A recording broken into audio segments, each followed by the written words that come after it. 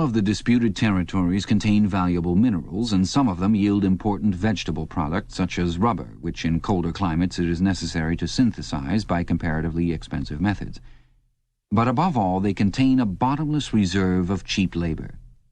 Whichever power controls equatorial Africa or the countries of the Middle East or southern India or the Indonesian archipelago disposes also of the bodies of scores of hundreds of millions of ill-paid and hard-working coolies. The inhabitants of these areas, reduced more or less openly to the status of slaves, pass continually from conqueror to conqueror, and are expended like so much coal or oil in the race to turn out more armaments, to capture more territory, to control more labor power, to turn out more armaments, to capture more territory, and so on indefinitely. It should be noted that the fighting never really moves beyond the edges of the disputed areas. The frontiers of Eurasia flow back and forth between the basin of the Congo and the northern shore of the Mediterranean. The islands of the Indian Ocean and the Pacific are constantly being captured and recaptured by Oceania or by East Asia. In Mongolia, the dividing line between Eurasia and East Asia is never stable. Round the pole, all three powers lay claim to enormous territories which in fact are largely uninhabited and unexplored. But the balance of power always remains roughly even, and the territory which forms the heartland of each superstate always remains inviolate. Moreover, the labor of the exploited peoples round the equator is not really necessary to the world's economy. They add nothing to the wealth of the world, since whatever they produce is used for purposes of war, and the object of waging a war is always to be in a better position in which to wage another war. By their labor, the slave populations allow the tempo of continuous warfare to be speeded up. But if they did not exist, the structure of world society and the process by which it maintains itself would not be essentially different. The primary aim of modern warfare, in accordance with the principles of doublethink, this aim is simultaneously recognized and not recognized by the directing brains of the inner party, is to use up the products of the machine without raising the general standard of living. Ever since the end of the 19th century, the problem of what to do with the surplus of consumption goods has been latent in industrial society. At present, when few human beings even have enough to eat, this problem is obviously not urgent, and it might not have become so even if no artificial processes of destruction had been at work. The world of today is a bare, hungry, dilapidated place compared with the world that existed before 1914, and still more so if compared with the imaginary future to which the people of that period looked forward. In the early 20th century, the vision of a future society unbelievably rich, leisured, orderly, and efficient, a glittering antiseptic world of glass and steel and snow-white concrete, was part of the consciousness of nearly every literate person. Science and technology were developing at a prodigious speed, and it seemed natural to assume that they would go on developing. This failed to happen, partly because of the impoverishment caused by a long series of wars and revolutions, partly because scientific and technical progress depended on the empirical habit of thought, which could not survive in a strictly regimented society. As a whole, the world is more primitive today than it was 50 years ago. Certain backward areas of advanced and various devices, always in some way connected with warfare and police espionage, have been developed, but experiment and invention have largely stopped, and the ravages of the atomic war of the 1950s have never been fully repaired. Nevertheless, the dangers inherent in the machine are still there. From the moment when the machine first made its appearance, it was clear to all thinking people that the need for human drudgery, and therefore to a great extent for human inequality, had disappeared. If the machine were used deliberately for that end, hunger, overwork, dirt, illiteracy, and disease could be eliminated within a few generations. And, in fact, without being used for any such purpose, but by a sort of automatic process, by producing wealth which it was sometimes impossible not to distribute, the machine did raise the living standards of the average human being very greatly over a period of about 50 years at the end of the 19th and the beginning of the 20th centuries. But it was also clear that an all-round increase in wealth threatened the destruction, indeed in some sense was the destruction, of a hierarchical society. In a world in which everyone worked short hours, had enough to eat, lived in a house with a bathroom and a refrigerator, and possessed a motor car or even an airplane, the most obvious and perhaps the most important form of inequality would already have disappeared. If it once became general, wealth would confer no distinction. It was possible, no doubt, to imagine a society in which wealth, in the sense of personal possessions and luxury, should be evenly distributed, while power remained in the hands of a small privileged caste. But in practice such a society could not long remain stable. For if leisure and security were enjoyed by all alike, the great mass of human beings who are normally stupefied by poverty would become literate and would learn to think for themselves. And when once they had done this, they would sooner or later realize that the privileged minority had no function, and they would sweep it away. In the long run, a hierarchical society was only possible on a basis of poverty and ignorance. To return to the agricultural past, as some thinkers about the beginning of the 20th century dreamed of doing, was not a practical solution. It conflicted with the tendency toward mechanization, which had become quasi-instinctive throughout almost the whole world, and moreover any country which remained industrially backward was helpless in a military sense, and was bound to be dominated directly or indirectly by its more advanced rivals. Nor was it a satisfactory solution to keep the masses in poverty by restricting the output of goods. This happened, to a great extent, during the final phase of capitalism, roughly between 1920 and 1940.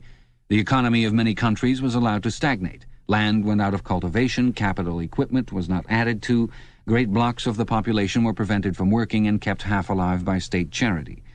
But this, too, entailed military weakness, and since the privations it inflicted were obviously unnecessary, it made opposition inevitable.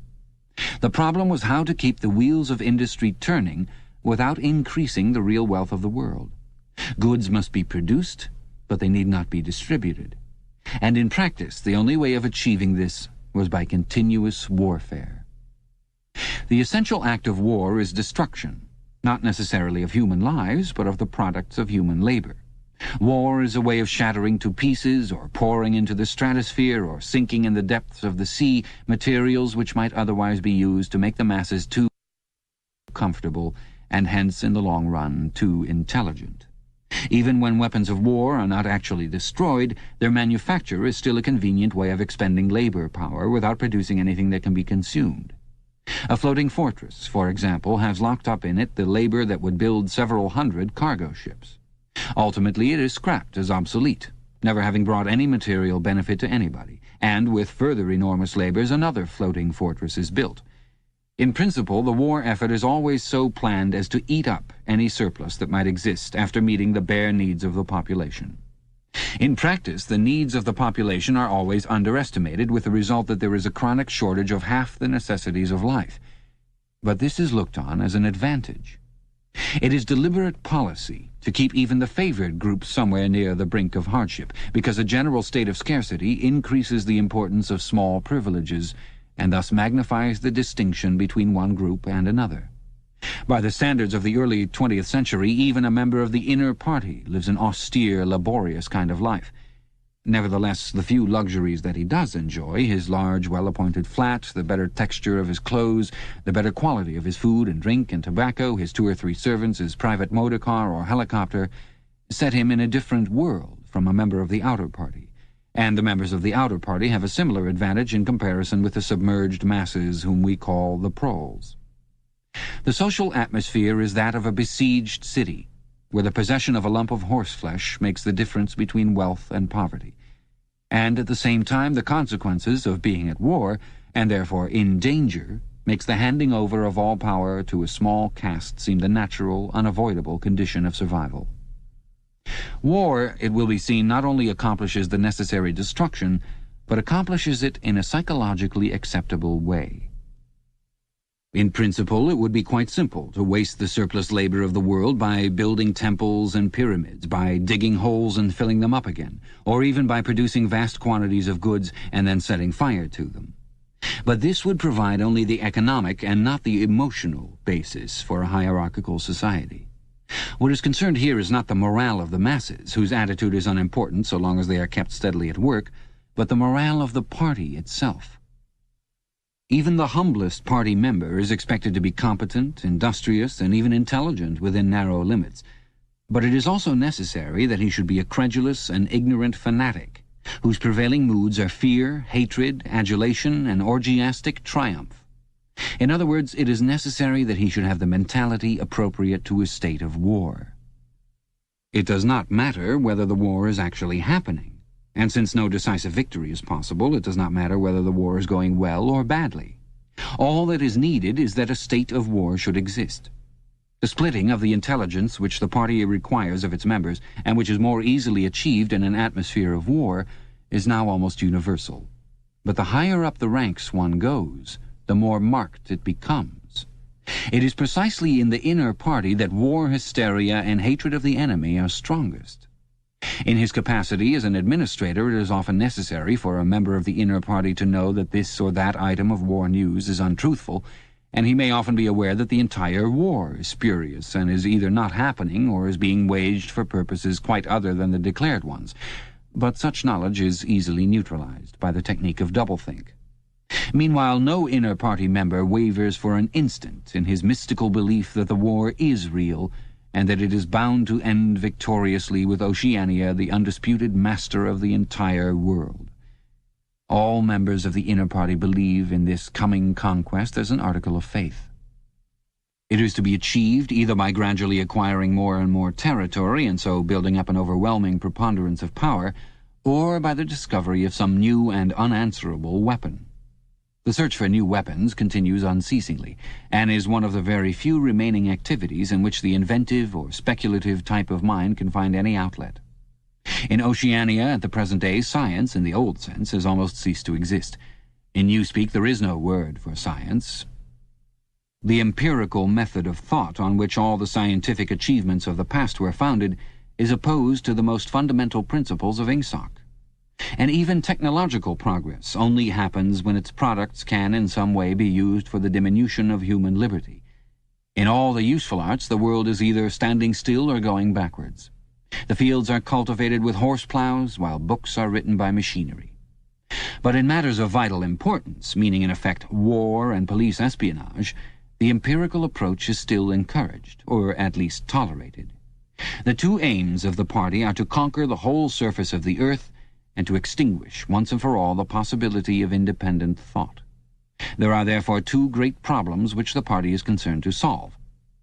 One is how to discover against his will what another human being is thinking, and the other is how to kill several 100 million people in a few seconds without giving warning beforehand. Insofar as scientific research still continues, this is its subject matter. The scientist of today is either a mixture of psychologist and inquisitor, studying with extraordinary minuteness the meaning of facial expressions, gestures, and tones of voice, and testing the truth-producing effects of drug, shock therapy, hypnosis, and physical torture, or he is a chemist, physicist, or biologist concerned only with such branches of his special subject as are relevant to the taking of life. In the vast laboratories of the Ministry of Peace, and in the experimental stations hidden in the Brazilian forests or in the Australian desert or on lost islands of the Antarctic, the teams of experts are indefatigably at work. Some are concerned simply with planning the logistics of future wars, others devise larger and larger rocket bombs, more and more powerful explosives, and more impenetrable armor plating.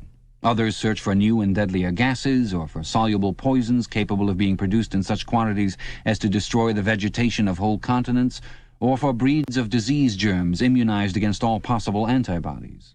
Others strive to produce a vehicle that shall bore its way under the soil like a submarine under the water, or an airplane as independent of its base as a sailing ship. Others explore even remoter possibilities, such as focusing the sun's rays through lenses suspended thousands of kilometers away in space, or producing artificial earthquakes and tidal waves by tapping the heat at the Earth's center.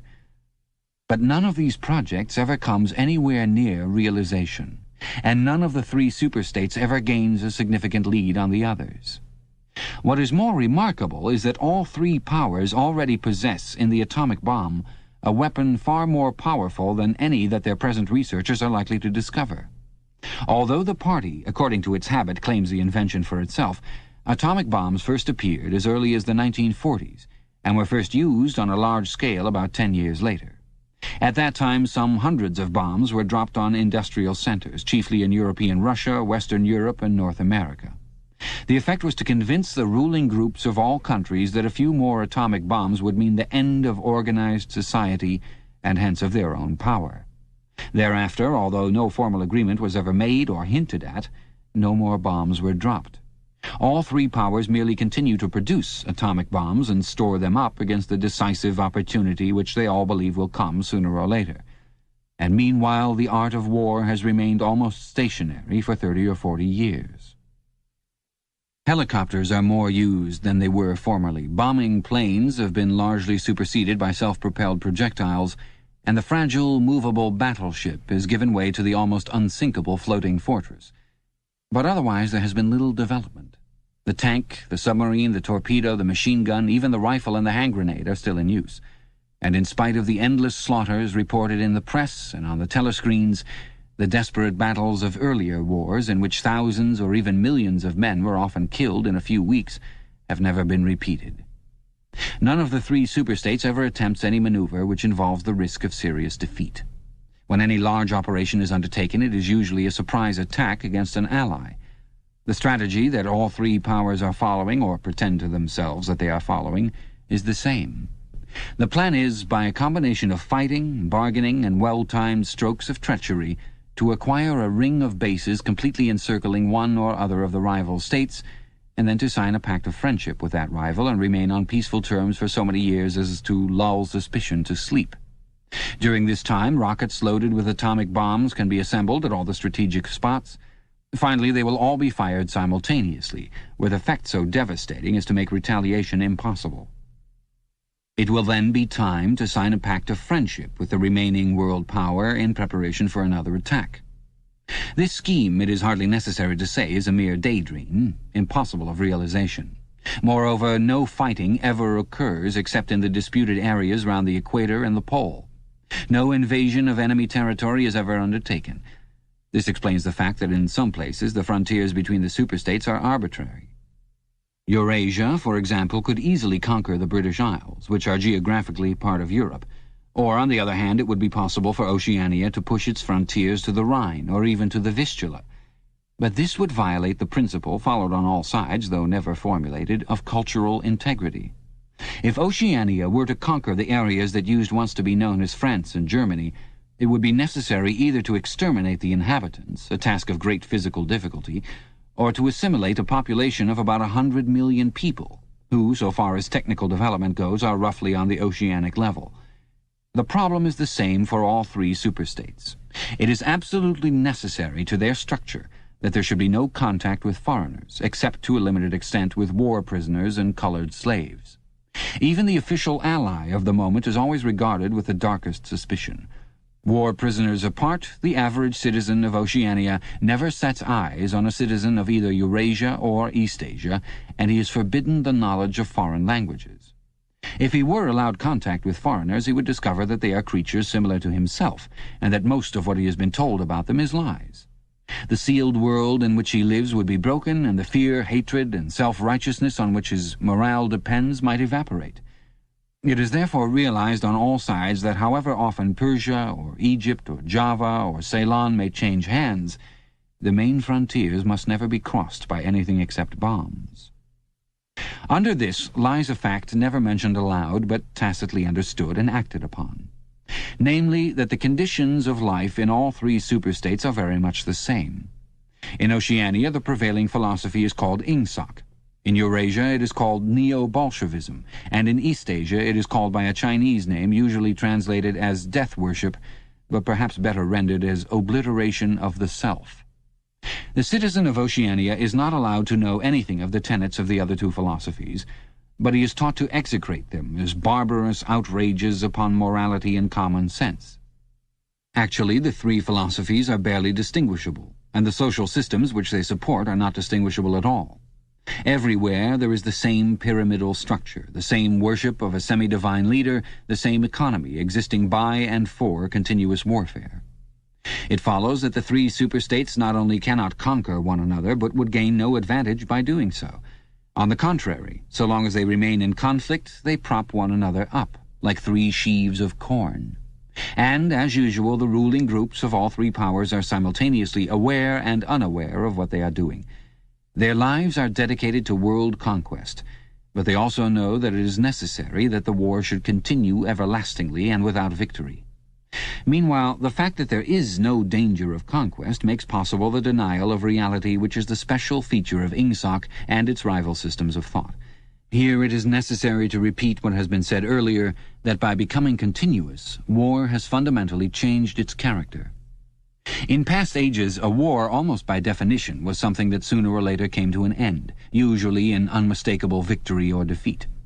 In the past also, war was one of the main instruments by which human societies were kept in touch with physical reality.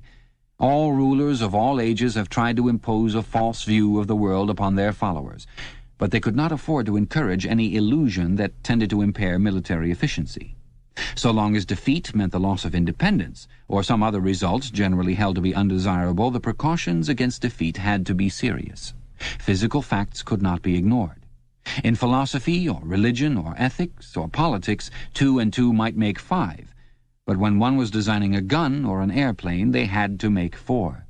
Inefficient nations were always conquered sooner or later, and the struggle for efficiency was inimical to illusions.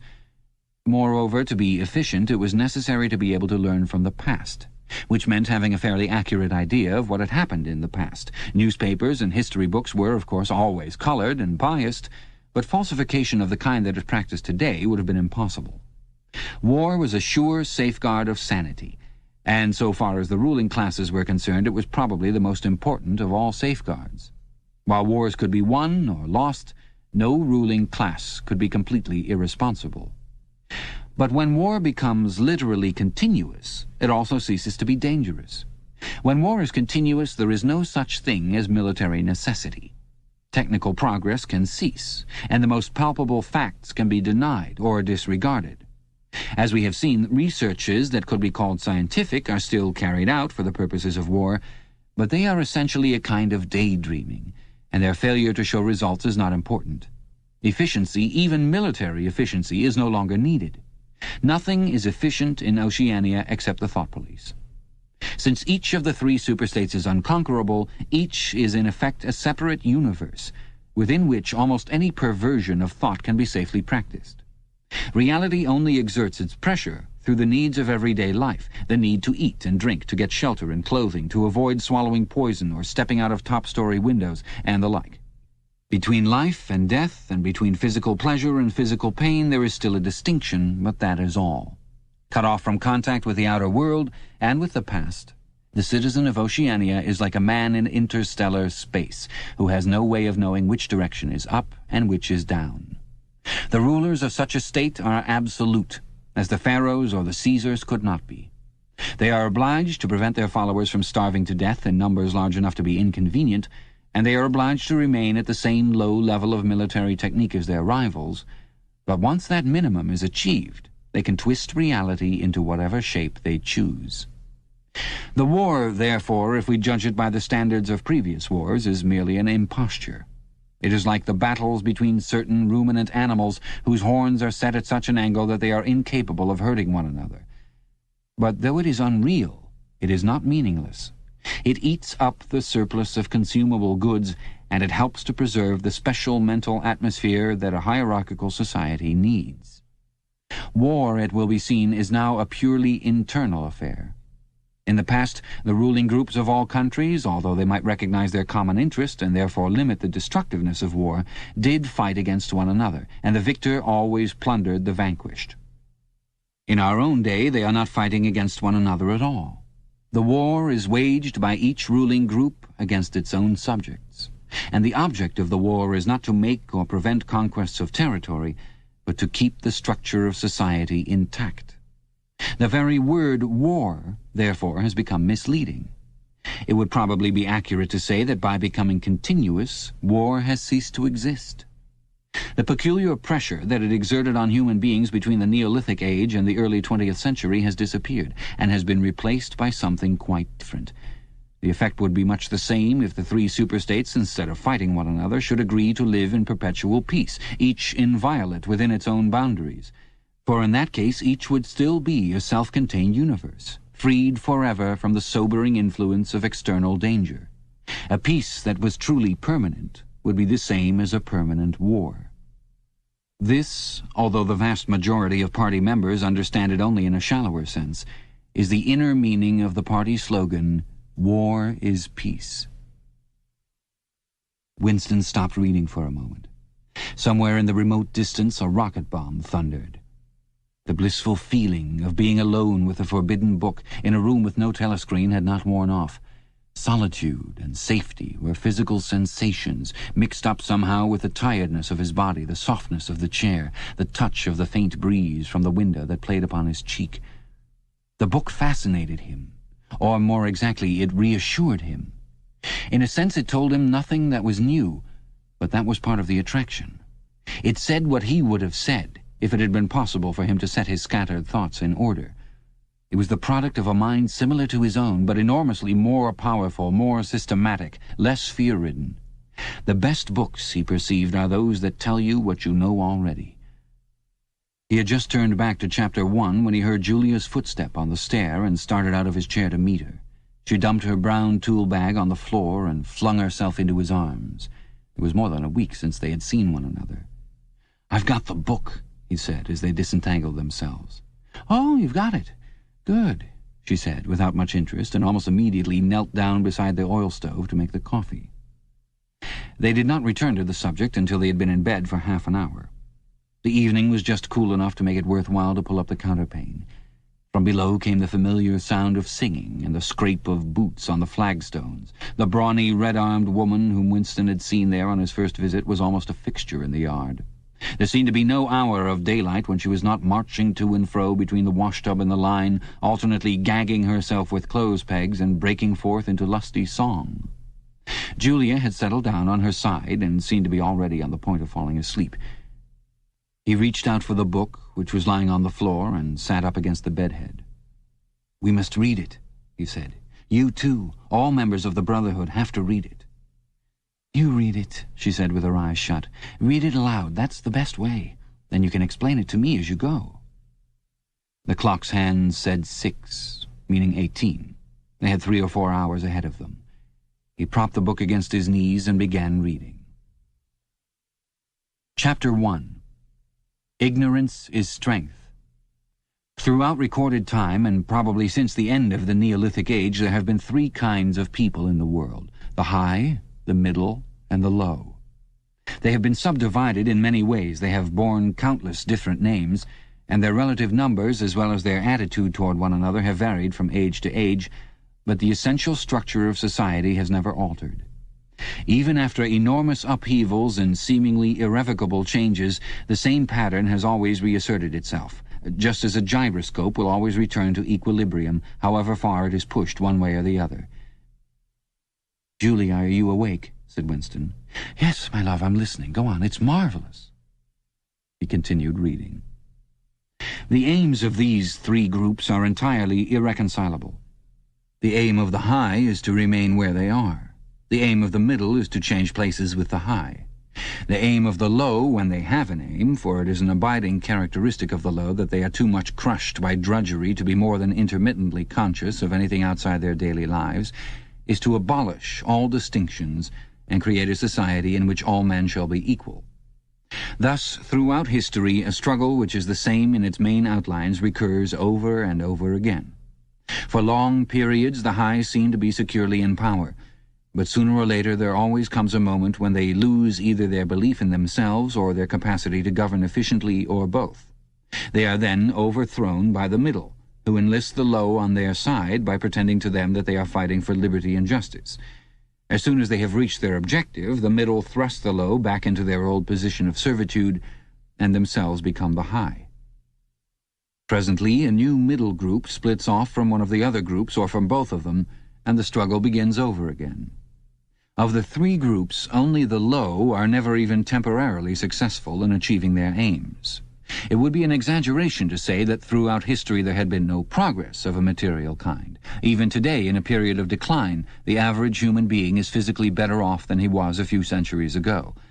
But no advance in wealth, no softening of manners, no reform or revolution has ever brought human equality a millimeter nearer. From the point of view of the low, no historic change has ever meant much more than a change in the name of their masters. By the late 19th century, the recurrences of this pattern had become obvious to many observers.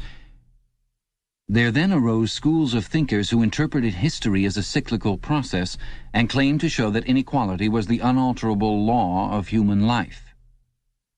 This doctrine, of course, had always had its adherents, but in the manner in which it was now put forward there was a significant change. In the past, the need for a hierarchical form of society had been the doctrine specifically of the high. It had been preached by kings and aristocrats and by the priests, lawyers, and the like who were parasitical upon them, and it had generally been softened by promises of compensation in an imaginary world beyond the grave. The middle, so long as it was struggling for power, had always made use of such terms as freedom, justice, and fraternity. Now, however, the concept of human brotherhood began to be assailed by people who were not yet in positions of command, but merely hoped to be so before long. In the past, the middle had made revolutions under the banner of equality, and then had established a fresh tyranny as soon as the old one was overthrown. The new middle groups, in effect, proclaimed their tyranny beforehand. Socialism, a theory which appeared in the early 19th century and was the last link in a chain of thought stretching back to the slave rebellions of antiquity, was still deeply infected by the utopianism of past ages. But in each variant of socialism that appeared from about 1900 onwards, the aim of establishing liberty and equality was more and more openly abandoned. The new movements, which appeared in the middle years of the century, Ingsoc in Oceania, Neo-Bolshevism in Eurasia, death worship, as it was commonly called in East Asia, had the conscious aim of perpetuating unfreedom and inequality. These new movements, of course, grew out of the old ones and tended to keep their names and pay lip service to their ideology. But the purpose of all of them was to arrest progress and freeze history at a chosen moment. The familiar pendulum swing was to happen once more and then stop. As usual, the high were to be turned out by the middle, who would then become the high, but this time, by conscious strategy, the high would be able to maintain their position permanently. The new doctrines arose partly because of the accumulation of historical knowledge and the growth of the historical sense, which had hardly existed before the 19th century. The cyclical movement of history was now intelligible, or appeared to be so, and if it was intelligible, then it was alterable. But the principal underlying cause was that as early as the beginning of the 20th century, human equality had become technically possible.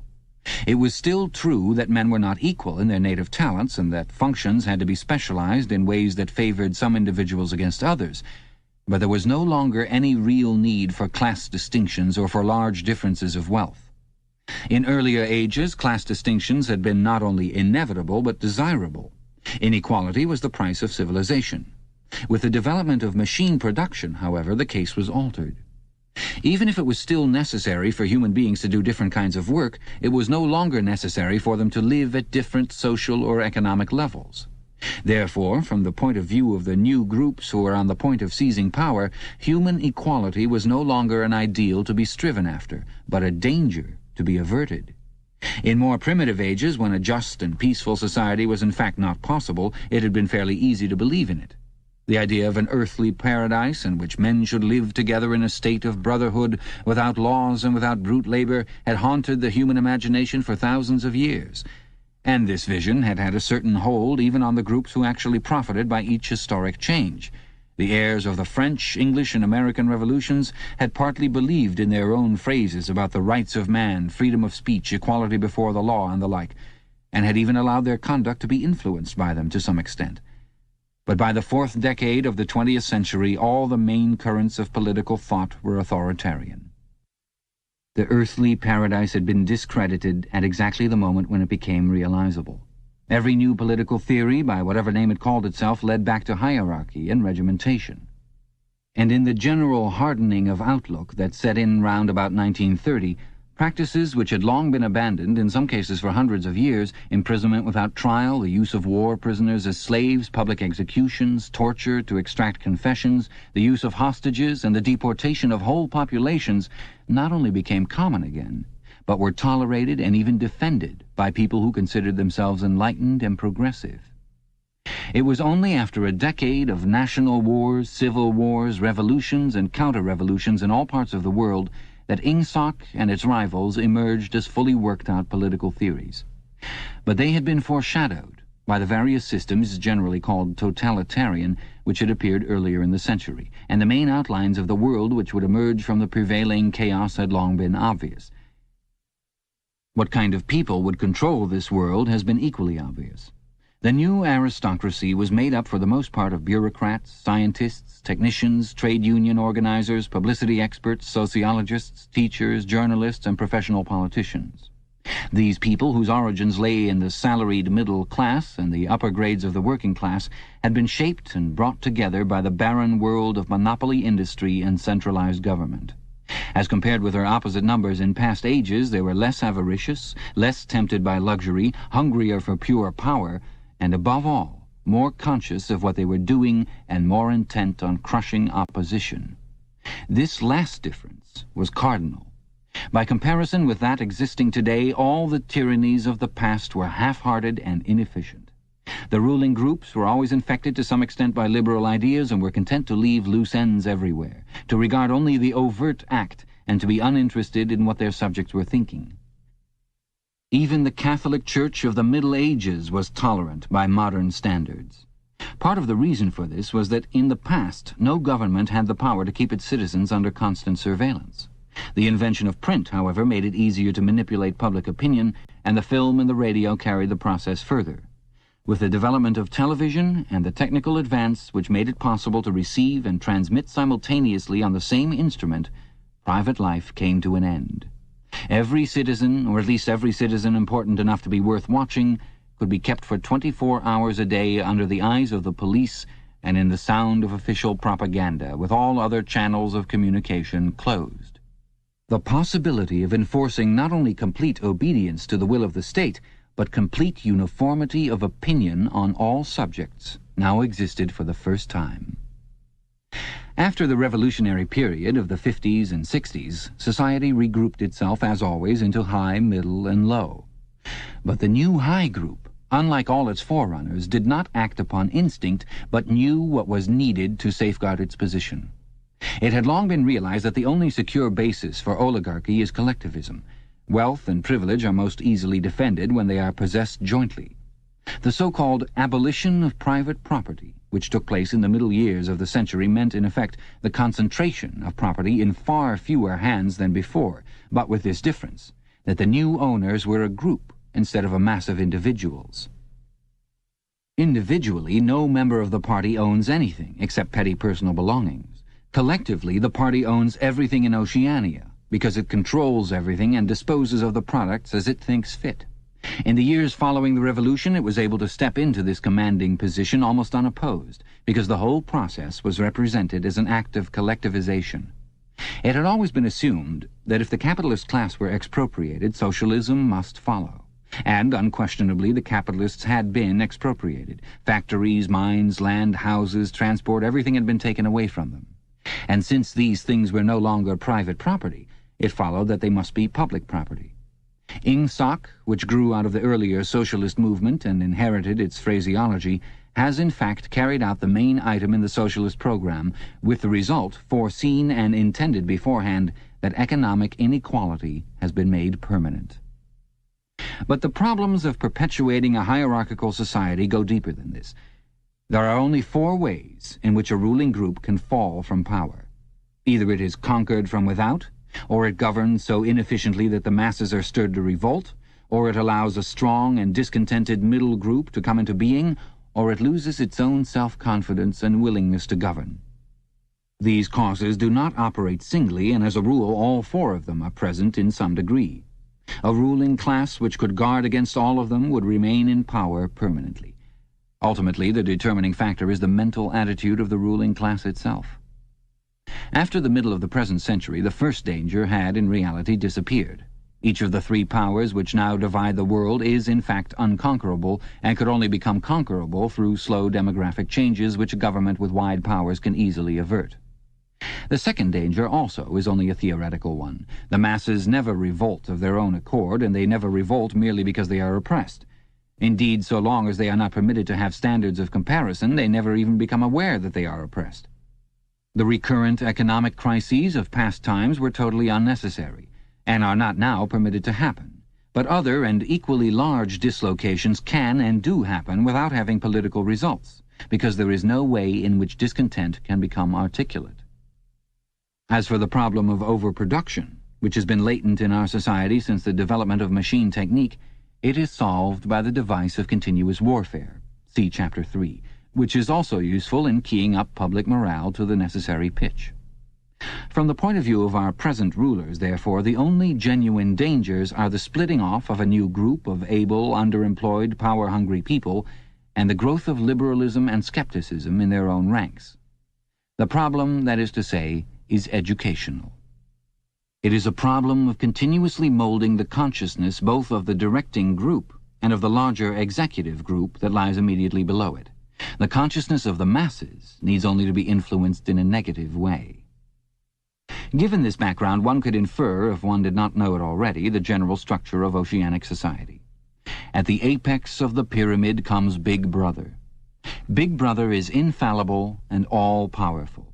Every success, every achievement, every victory, every scientific discovery, all knowledge, all wisdom, all happiness, all virtue are held to issue directly from his leadership and inspiration. Nobody has ever seen Big Brother. He is a face on the hoardings, a voice on the telescreen. We may be reasonably sure that he will never die, and there is already considerable uncertainty as to when he was born. Big Brother is the guise in which the party chooses to exhibit itself to the world. His function is to act as a focusing point for love, fear, and reverence, emotions which are more easily felt toward an individual than toward an organization. Below Big Brother comes the inner party, its numbers limited to 6 millions, or something less than 2% of the population of Oceania. Below the inner party comes the outer party, which, if the inner party is described as the brain of the state, may be justly likened to the hands. Below that come the dumb masses whom we habitually refer to as the Proles, numbering perhaps 85% of the population. In the terms of our earlier classification, the Proles are the low, for the slave populations of the equatorial lands who pass constantly from conqueror to conqueror are not a permanent or necessary part of the structure. In principle, membership in these three groups is not hereditary. The child of inner party parents is in theory not born into the inner party. Admission to either branch of the party is by examination, taken at the age of 16. Nor is there any racial discrimination or any marked domination of one province by another. Jews, Negroes, South Americans of pure Indian blood are to be found in the highest ranks of the party, and the administrators of any area are always drawn from the inhabitants of that area. In no part of Oceania do the inhabitants have the feeling that they are a colonial population ruled from a distant capital. Oceania has no capital, and its titular head is a person whose whereabouts nobody knows. Except that English is its chief lingua franca and Newspeak its official language, it is not centralized in any way. Its rulers are not held together by blood ties, but by adherence to a common doctrine.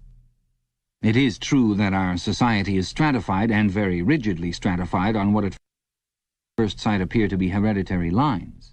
There is far less to and fro movement between the different groups than happened under capitalism, or even in the pre-industrial ages. Between the two branches of the party there is a certain amount of interchange, but only so much as will ensure that weaklings are excluded from the inner party, and that ambitious members of the outer party are made harmless by allowing them to rise. Proletarians, in practice, are not allowed to graduate into the party. The most gifted among them, who might possibly become nuclei of discontent, are simply marked down by the thought police and eliminated. But this state of affairs is not necessarily permanent, nor is it a matter of principle. The party is not a class in the old sense of the word. It does not aim at transmitting power to its own children as such. And if there were no other way of keeping the ablest people at the top, it would be perfectly prepared to recruit an entire new generation from the ranks of the proletariat. In the crucial years, the fact that the party was not a hereditary body did a great deal to neutralize opposition. The older kind of socialist who had been trained to fight against something called class privilege assumed that what is not hereditary cannot be permanent. He did not see that the continuity of an oligarchy need not be physical, nor did he pause to reflect that hereditary aristocracies have always been short-lived, whereas adoptive organizations, such as the Catholic Church, have sometimes lasted for hundreds or thousands of years. The essence of oligarchical rule is not father-to-son inheritance, but the persistence of a certain world view and a certain way of life, imposed by the dead upon the living. A ruling group is a ruling group so long as it can nominate its successors. The party is not concerned with perpetuating its blood, but with perpetuating itself. Who wields power is not important, provided that the hierarchical structure remains always the same. All the beliefs, habits, tastes, emotions, mental attitudes that characterize our time are really designed to sustain the mystique of the party and prevent the true nature of present-day society from being perceived. Physical rebellion, or any preliminary move toward rebellion, is at present not possible. From the proletarians nothing is to be feared.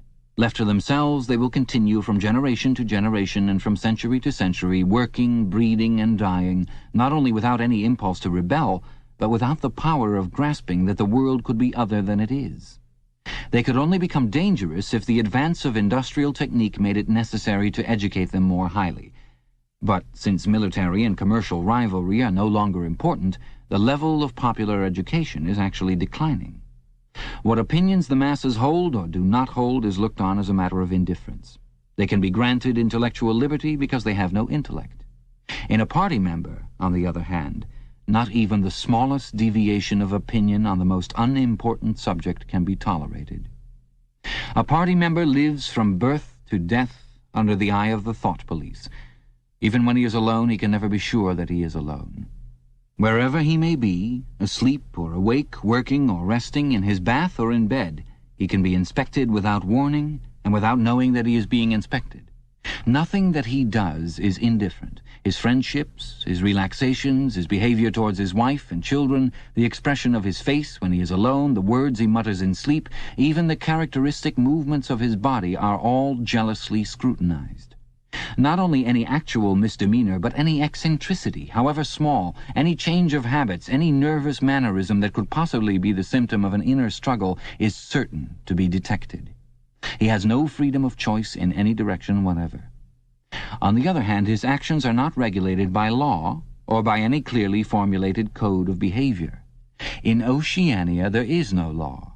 Thoughts and actions which, when detected, mean certain death are not formally forbidden. And the endless purges, arrests, tortures, imprisonments, and vaporizations are not inflicted as punishment for crimes which have actually been committed, but are merely the wiping out of persons who might perhaps commit a crime at some time in the future. A party member is required to have not only the right opinions, but the right instincts. Many of the beliefs and attitudes demanded of him are never plainly stated, and could not be stated without laying bare the contradictions inherent in ingsoc. If he is a person naturally orthodox, in newspeak a good thinker, he will in all circumstances know, without taking thought, what is the true belief or the desirable emotion. But in any case, an elaborate mental training, undergone in childhood in grouping itself round the newspeak words crime stop, black-white, and doublethink, makes him unwilling and unable to think too deeply on any subject whatever.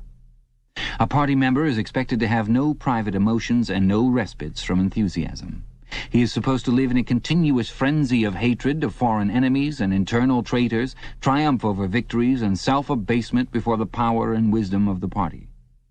The discontents produced by his bare, unsatisfying life are deliberately turned outwards and dissipated by such devices as the 2 minutes hate, and the speculations which might possibly induce a skeptical or rebellious attitude are killed in advance by his early acquired inner discipline.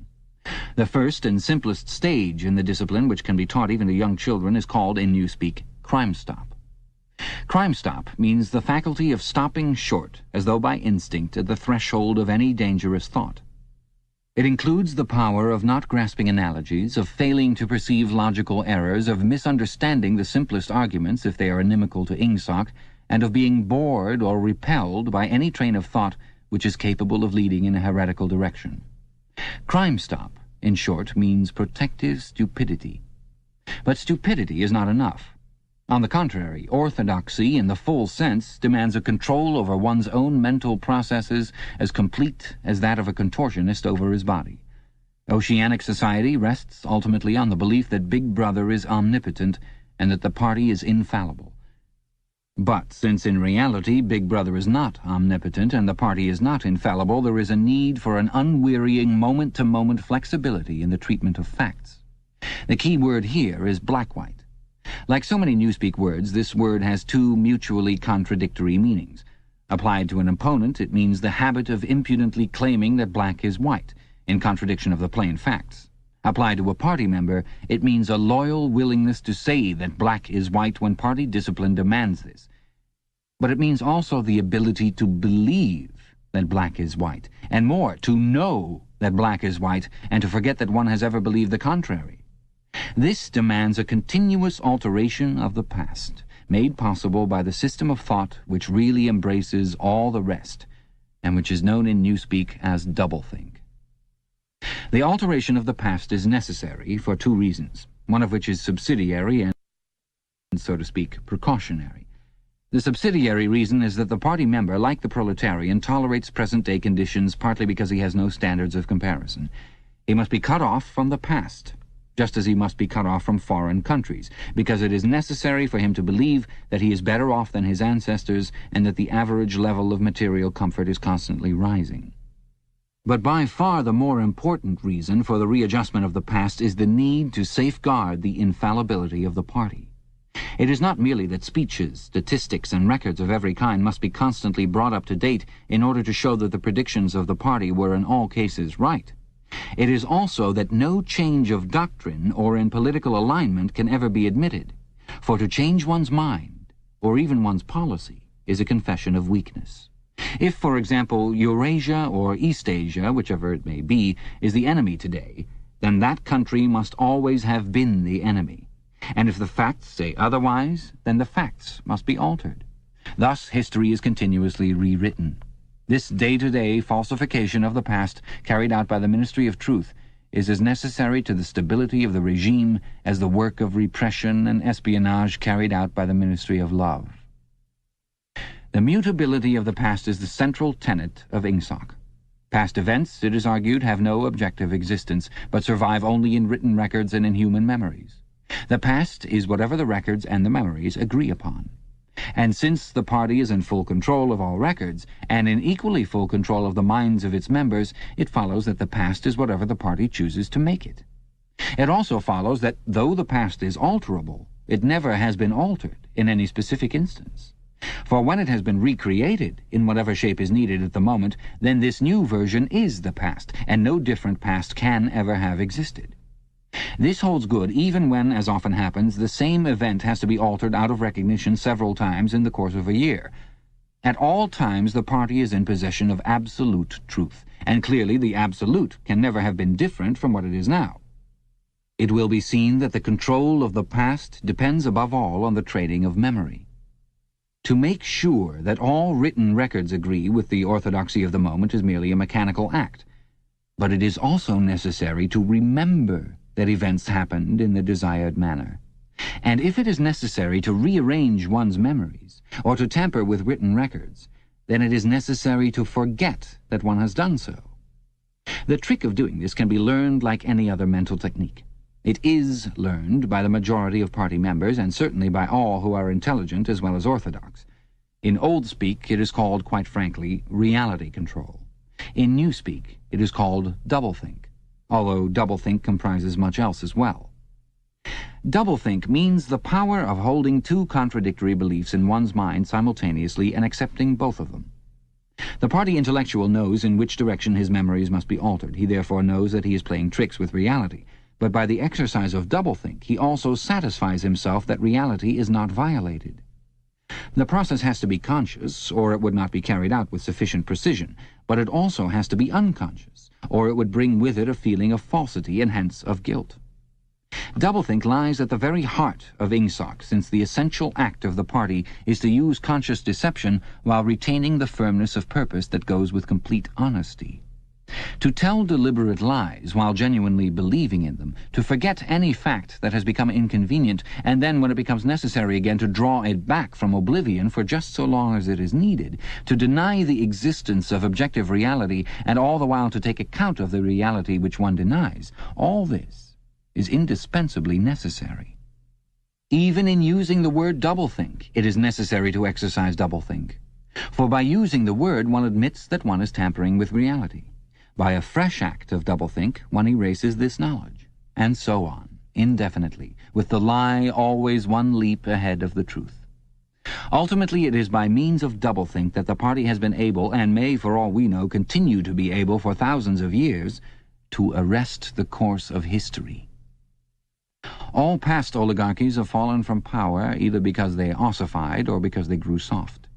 Either they became stupid and arrogant, failed to adjust themselves to changing circumstances and were overthrown, or they became liberal and cowardly, made concessions when they should have used force, and once again were overthrown. They fell, that is to say, either through consciousness or through unconsciousness. It is the achievement of the party to have produced a system of thought in which both conditions can exist simultaneously. And upon no other intellectual basis could the dominion of the party be made permanent. If one is to rule, and to continue ruling, one must be able to dislocate the sense of reality. For the secret of rulership is to combine a belief in one's own infallibility with the power to learn from past mistakes. It need hardly be said that the subtlest practitioners of doublethink are those who invented doublethink and know that it is a vast system of mental cheating. In our society, those who have the best knowledge of what is happening are also those who are furthest from seeing the world as it is. In general, the greater the understanding, the greater the delusion. The more intelligent, the less sane. One clear illustration of this is the fact that war hysteria increases in intensity as one rises in the social scale. Those whose attitude toward the war is most nearly rational are the subject peoples of the disputed territories. To these people, the war is simply a continuous calamity which sweeps to and fro over their bodies like a tidal wave. Which side is winning is a matter of complete indifference to them. They are aware that a change of overlordship means simply that they will be doing the same work as before for new masters, who treat them in the same manner as the old ones. The slightly more favored workers, whom we call the Proles, are only intermittently conscious of the war. When it is necessary, they can be prodded into frenzies of fear and hatred, but when left to themselves, they are capable of forgetting for long periods that the war is happening. It is in the ranks of the party, and above all of the inner party, that the true war enthusiasm is found. World conquest is believed in most firmly by those who know it to be impossible. This peculiar linking together of opposites, knowledge with ignorance, cynicism with fanaticism, is one of the chief distinguishing marks of oceanic society. The official ideology abounds with contradictions, even when there is no practical reason for them. Thus, the party rejects and vilifies every principle for which the socialist movement originally stood, and it chooses to do this in the name of socialism. It preaches a contempt for the working class, unexampled for centuries past, and it dresses its members in a uniform which was at one time peculiar to manual workers and was adopted for that reason. It systematically undermines the solidarity of the family, and it calls its leader by a name which is a direct appeal to the sentiments of family loyalty. Even the names of the 4 ministries by which we are governed exhibit a sort of impudence in their deliberate reversal of the facts. The Ministry of Peace concerns itself with war, the Ministry of Truth with lies, the Ministry of Love with torture, and the Ministry of Plenty with starvation. These contradictions are not accidental, nor do they result from ordinary hypocrisy. They are deliberate exercises in doublethink. For it is only by reconciling contradictions that power can be retained indefinitely. In no other way could the ancient cycle be broken. If human equality is to be forever averted, if the high, as we have called them, are to keep their places permanently, then the prevailing mental condition must be controlled insanity. But there is one question which until this moment we have almost ignored. It is, why should human equality be averted? Supposing that the mechanics of the process have been rightly described, what is the motive for this huge, accurately planned effort to freeze history at a particular moment of time? Here we reach the central secret. As we have seen, the mystique of the party, and above all of the inner party, depends upon doublethink. But deeper than this lies the original motive, the never-questioned instinct that first led to the seizure of power and brought doublethink, the thought police, continuous warfare, and all the other necessary paraphernalia into existence afterwards. This motive really consists... Winston became aware of silence, as one becomes aware of a new sound. It seemed to him that Julia had been very still for some time past. She was lying on her side, naked from the waist upwards, with her cheek pillowed on her hand and one dark lock tumbling across her eyes. Her breast rose and fell slowly and regularly. "Julia." No answer. "Julia, are you awake?" No answer. She was asleep. He shut the book, put it carefully on the floor, lay down, and pulled the coverlet over both of them. He had still, he reflected, not learned the ultimate secret. He understood how. He did not understand why. Chapter 1, like Chapter 3, had not actually told him anything that he did not know. It had merely systematized the knowledge that he possessed already. But after reading it, he knew better than before that he was not mad.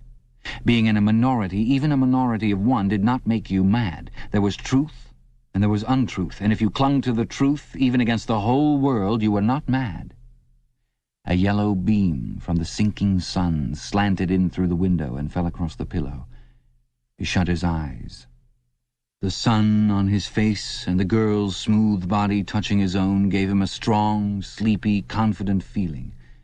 He was safe. Everything was all right. He fell asleep murmuring, "Sanity is not statistical," with the feeling that this remark contained in it a profound wisdom. Chapter 10. When he woke, it was with the sensation of having slept for a long time, but a glance at the old-fashioned clock told him that it was only 20:30. He lay dozing for a little while. Then the usual deep-lunged singing strung up from the yard below. It was only an hopeless fancy, it passed like an April dye, but a look and a word and the dreams they stirred, they have stolen my heart away. The drivelling song seemed to have kept its popularity. You still heard it all over the place. It had outlived the hate song. Julia woke at the sound, stretched herself luxuriously, and got out of bed. "I'm hungry," she said. "Let's make some more coffee." "Damn, the stove's gone out and the water's cold." She picked the stove up and shook it. "There's no oil in it." "We can get some from old Charrington, I expect." "The funny thing is, I made sure it was full." "I'm going to put my clothes on," she added. "It seems to have got colder." Winston also got up and dressed himself. The indefatigable voice sang on. "They say that time heals all things. They say you can always forget. But the smiles and the tears across the years, they twist my heartstrings yet." As he fastened the belt of his overalls, he strolled across to the window. The sun must have gone down behind the houses. It was not shining into the yard any longer. The flagstones were wet, as though they had just been washed, and he had the feeling that the sky had been washed too, so fresh and pale was the blue between the chimney pots. Tirelessly the woman marched to and fro, corking and uncorking herself, singing and fallen silent, and pegging out more diapers, and yet more. He wondered whether she took in washing for a living, or was merely the slave of 20 or 30 grandchildren. Julia had come across to his side. Together they gazed down with a sort of fascination at the sturdy figure below. As he looked at the woman in her characteristic attitude, her thick arms reaching up for the line, her powerful mare-like buttocks protruded, it struck him for the first time that she was beautiful. It had never before occurred to him that the body of a woman of 50, blown up to monstrous dimensions by childbearing, then hardened, roughened by work till it was coarse in the grain like an overripe turnip, could be beautiful. But it was so. And after all, he thought, why not? The solid, contourless body like a block of granite, and the rasping red skin bore the same relation to the body of a girl as the rose hip to the rose. Why should the fruit be held inferior to the flower? "She's beautiful," he murmured. "She's a meter across the hips, easily," said Julia. "That is her style of beauty," said Winston. He held Julia's supple waist, easily encircled by his arm. From the hip to the knee her flank was against his. Out of their bodies no child would ever come. That was the one thing they could never do.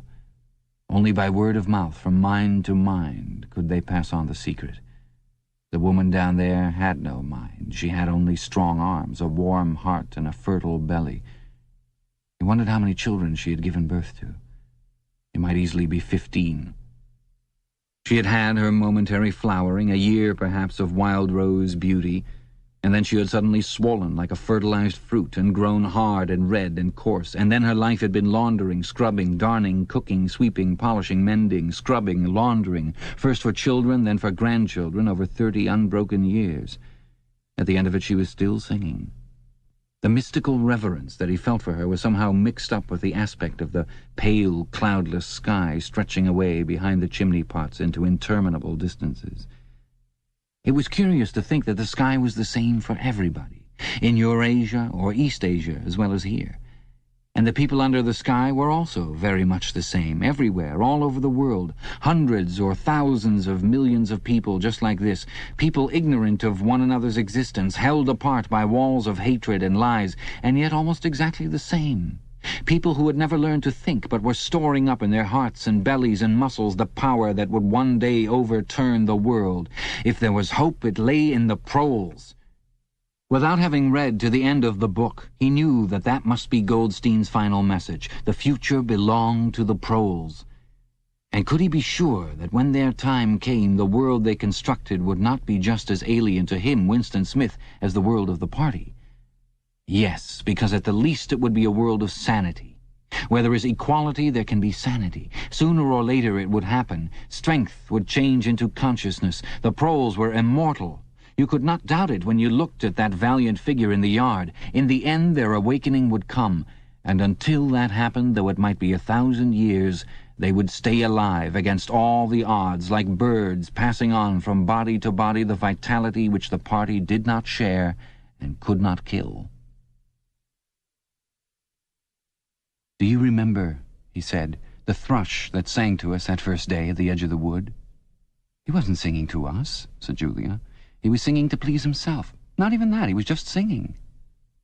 The birds sang, the Proles sang, the party did not sing. All round the world, in London and New York, in Africa and Brazil, and in the mysterious forbidden lands beyond the frontiers, in the streets of Paris and Berlin, in the villages of the endless Russian plain, in the bazaars of China and Japan, everywhere stood the same solid, unconquerable figure, made monstrous by work and childbearing, toiling from birth to death, and still singing. Out of those mighty loins a race of conscious beings must one day come. You were the dead, theirs was the future. But you could share in that future if you kept alive the mind as they kept alive the body, and passed on the secret doctrine that 2 + 2 make 4. "We are the dead," he said. "We are the dead," echoed Julia dutifully. "You are the dead," said an iron voice behind them. They sprang apart. Winston's entrails seemed to have turned into ice. He could see the white all round the irises of Julia's eyes. Her face had turned a milky yellow. The smear of rouge that was still on each cheekbone stood out sharply, almost as though unconnected with the skin beneath. "You are the dead," repeated the iron voice. "It was behind the picture," breathed Julia. "It was behind the picture," said the voice. "Remain exactly where you are. Make no movement until you are ordered." It was starting. It was starting at last. They could do nothing except stand gazing into one another's eyes. To run for life, to get out of the house before it was too late, no such thought occurred to them. Unthinkable to disobey the iron voice from the wall. There was a snap, as though a catch had been turned back, and a crash of breaking glass. The picture had fallen to the floor, uncovering the telescreen behind it. "Now they can see us," said Julia. "Now we can see you," said the voice. "Stand out in the middle of the room. Stand back to back. Clasp your hands behind your heads. Do not touch one another."